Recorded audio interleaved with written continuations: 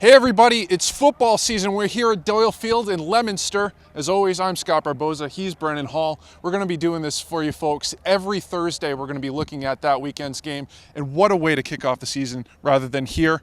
Two reigning Super Bowl champions, Leominster, Everett, going at it. Oh my God, and they've been geared up for this for a while. I mean, last year they went to Everett and they got first, and then Everett's talent eventually took over. But after that, the momentum kind of crested for Leominster, reeling off 10 straight wins, winning their first Super Bowl in a decade at Gillette Stadium, one of the biggest crowds ever for a Super Bowl at Gillette Stadium. Yep. And it's all kind of been building up in the offseason. Everett's coming out here. They're expecting a big crowd. They're tossing out numbers of 5,000, 6,000, maybe upwards. It's going to be an electric atmosphere here tonight. Regardless of the outcome, I think it's going to be a special game here. This is a beautiful field here, folks. They've done a great job with this facility, but what we're going to do first is really get into the meat and potatoes of this matchup. Really intriguing one here. We're going to start off with Everett breaking down their offense and defense, and Brennan, obviously, coming into the season, we all know the storylines. Jonathan DiBiase graduated. Who's going to be quarterback? What's the Everett offense going to look like tomorrow night? Well, I think the only question that's unsettled here is the quarterback situation, as you alluded to there, with two sophomores, Lucas Dennis and Pat Long, sharing snaps with the ones, if you will, but neither one has really positioned themselves to be the starter for this game. You have to think with that much uncertainty at this point, this close to the season, that you'd want to go with a run-first approach there, without sacrificing the speed to get on the perimeter there. Two of the best, I think, in the state there, Jakari Washington, Jalen Felix. We all know what they're capable of. 4.5 speed there. They can do a lot of nice things for you in space. You got Kenny Collage converting a little bit from wide receiver to running back, kind of taking over that I-back role that Vondell Langston played so well the last couple of years. And then the offensive line, where do you start there? You got John Montellis, the Notre Dame commit, considered one of the better line prospects in the Northeast, leading a line that's based on what you hear is anywhere upwards of averaging 300 pounds across. At that level, I don't care what team you get. I mean, that's a load to take care of for any team in Massachusetts. I just think this is going to, even with the questions at quarterback, I just think this is going to be a well-oiled machine on offense. That's right, and the way that Coach DiBiase explained it to me the other night, he makes it really simple, and that's what makes him such a good and effective head coach. So he boils it down and he says, basically, we're going to see what the other team has given us. If they're going to bring 8 men in the box, we're going to try to throw the ball over their heads. If they're going to put people back into coverage, we're going to try to run it right at them. I mean, it really is that simple. How that ends up actually applying out into that field tomorrow night, that's a bit of a toss-up. But one thing that is certain about this Everett team is the defense. And I always like to look at the secondary. A lot of the people that you just talked about, Jakari Washington, Jalen Felix, throwing Gilly D'Souza. Great shutdown corners there. This is a great secondary that we have here that gets overlooked at sometimes. Yeah, and that's going to be important for them to buy the pass rush some time as they're replacing some key figures there. Ralph Jonathas at defensive end. Two terrific linebackers there in Vondell Langston and Buck McCarthy from last year. I do expect a big year out of Saluk, the other defensive end there from last year.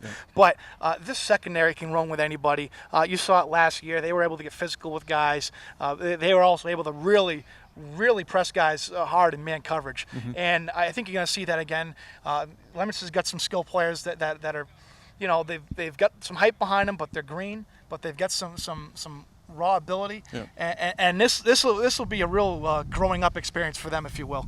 Talking about that Leominster roster, let's get into that offense of Leominster. We saw Garrett Delakiai lead this team to a Super Bowl last year. Can we expect more of the same this year? Yeah, I think this year maturity is the key with him because once he got his reads down, Palazzi's offense is a unique offense.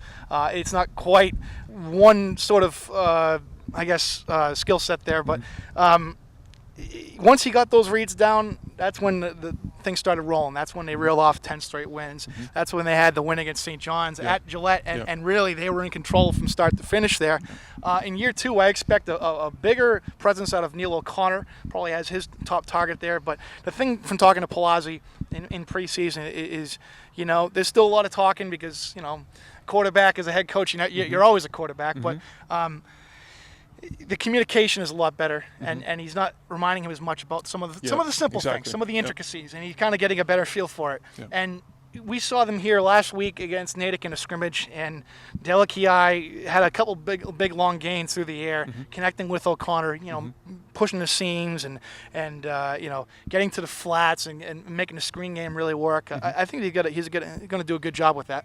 Talked about Coach Palazzi. We'll get to him in a minute here, but let's take a look at this defense. That the lasting memory of me in that Super Bowl last year at Gillette, outside of the tremendous fan support that this team got for them, obviously, was the defense. Actually, St. John Shrewsbury came into that game. They couldn't get their feet under them at all. They couldn't just had that feeling that they couldn't get a rhythm going on offense at all.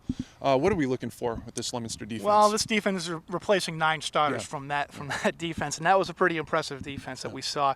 The 2 keys there, I think, at linebacker, you got Jason Valera and Matt Banch, 2 juniors that they like a lot here, and then the other junior there in the secondary, again O'Connor at free safety, had a nice couple of plays in the secondary here when we saw them against Natick, and there's talent brimming there, but it's a difference between winning a bunch of games on JV and freshman level and actually doing the real thing against the number 1 team in the state. However, I do think we'll expect some highlight reel plays out of O'Connor. James Gurley, another guy to look forward to. There's a lot of nice things to be said about this defense, but again, not a lot of varsity experience with these guys, so we're kind of in wait and see mode. Before we get to our predictions of this game and everything else going on this weekend, Brennan just caught up with Coach Palazzi a couple moments ago. Here's that interview. Hey guys, Brennan Hall here from ESPN Boston, here with Leominster head coach Dave Palazzi. Dave, you got a big game here tomorrow night. The excitement's been building up maybe since last January, December, but it's something you guys have been really looking forward to for a while. It seems like the culture is kind of back here in Leominster, and just how's the pulse of these guys here leading up to the game? Well, it's an exciting game where Everett's they're great every year, and this year again they're ranked number 1, and we know we got a tough test, but this is a tough town, and we wouldn't want it any other way. It's going to be a great test for us to see where we're at the first game, and it should be a great game. They get a lot of speed, and the town's excited. It should be a great night. Should be a great night for high school football. Talk a little more about that, the town, and as we've talked before in the preseason about the Leominster head coach is almost an ambassador within the city. Just what is the pitch like around town? What are people saying around town? Well, the football's always brought this town together. It's a place where people can come and convene on a Friday night together, no matter what your job is, what your background is. Everybody has that commonality of Leominster Blue Devil football and kids running around. It's just a great atmosphere. The band's playing, the smells, the sights, the sounds. I mean, everything about football happens here on Friday night, and I think everybody enjoys just coming out and enjoying the game. You've both lived the experience here as a player, and now you're living it again as a coach. What do you think makes Leominster's football culture unique from other pockets of the state? Well, we have a great Pop Warner AYF younger kid program. A lot of my friends coach those programs. There's a lot of involvement at the lower level, and I think, they make our high school programs great year in, year out. We appreciate that, as I do as a head coach. And, we have a large population and a lot of those kids playing football, and to have all of the parents of those kids, and then they grow up and they play for the high school, and we just get a lot of people come to games and a large interest in our games. So, we're appreciative and excited about that, to have a big fan base tomorrow night. Looking at Everett, last year you guys went up early on them before they did their thing. 25-game win streak here. They've been number 1 in the state for about 2 years now. It seems like the only question really with Everett is the quarterback situation. A little bit unsettled there. 2 sophomores there battling for the job. When you look at a team like Everett, you see their line, you see their skill players, and that brand of speed that they bring. Just what are the, in general, just what are the things you try to exploit? Well, it starts with inside the trenches, offensive, defensively. I think last year we became a little overwhelmed, at least from an offensive standpoint, trying to hold those guys back, and they were sending the house, and we really couldn't fix that problem throughout the night. So it starts in there, and then, that's their strength this year. But they get that speed outside, and you really just got to play fundamental football and give those guys a little bit of room, and guys just got to try to make some plays. I mean, it's high school football. anything can happen, and you just got to believe in the game plan and try to execute it and not give the ball over. We can't turn the ball over, fumbles, interceptions, and try to get some of those ourselves. With that, just what are your 3 keys of victory tomorrow night? 3 keys. Our first key is not to be awestruck about coming out here with a lot of fans playing the #1 team in the state. That would be the first.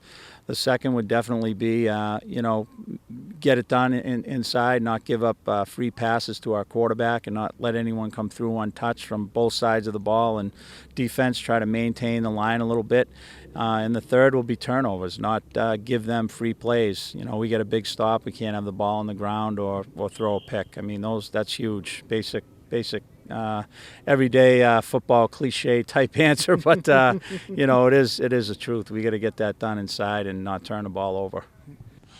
Thanks, Coach Palazzi, for that intriguing look into this matchup. And Brennan, we're just going to get straight to it here. Let's go with the picks. We're going to hold this one off till the very end, but let's look out west first. A couple of intriguing Springfield teams, both in our top 25. Putnam, Central.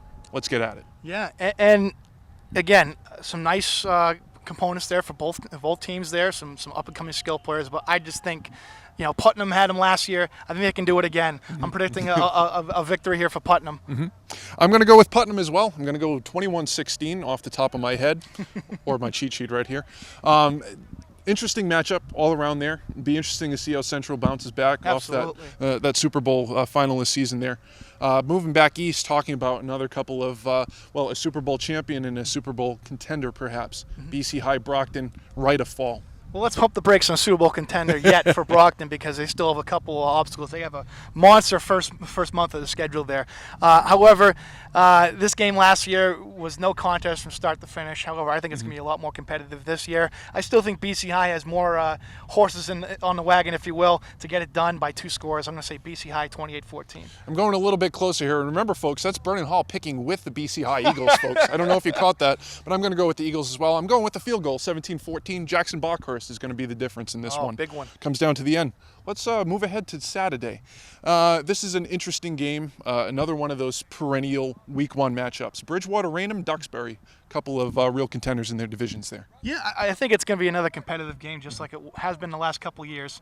However, I still think Duxbury has one more good run in them before they kind of come back to earth. And it starts with Marshall McCarthy on the defense. Guy just hits like a missile. And if it weren't for all those studs at the wide receiver, quarterback, on the line, in the secondary, I think he would have gotten a lot more attention. I think it starts with him, and I like Duxbury's chances of holding Bridgewater to a score and a field goal here. I'm going to say Duxbury 14-10. I'm going to go with Bridgewater Raynham and be the contrarian here. I really like this Bridgewater Raynham line. We've talked about it in our podcast a little bit earlier. You always think of Mark Colombo and those Trojan linemen. Doug Bissett. And they got a legitimate one in Joe McInnes. I think he's going to be the difference for them all season long. I'm going to go with Bridgewater Raynham by the score 14-10. Coming back out to Central Mass here.